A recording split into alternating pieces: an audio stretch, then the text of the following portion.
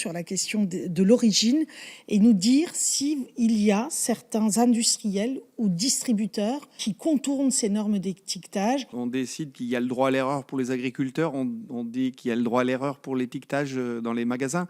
Vendredi dernier, j'ai des collègues qui sont allés faire un tour dans un magasin, il n'y avait rien d'étiqueté. C'est très rare quand même.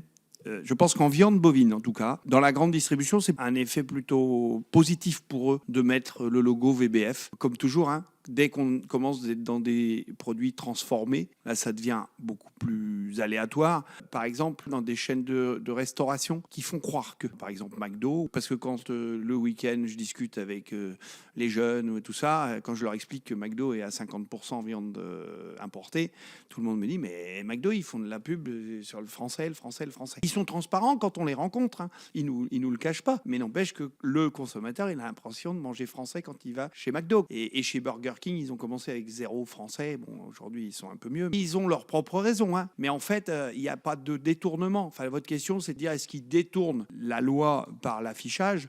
Je ne pense pas vraiment. Par contre, dans le mode de communication qu'ils ont, c'est du marketing.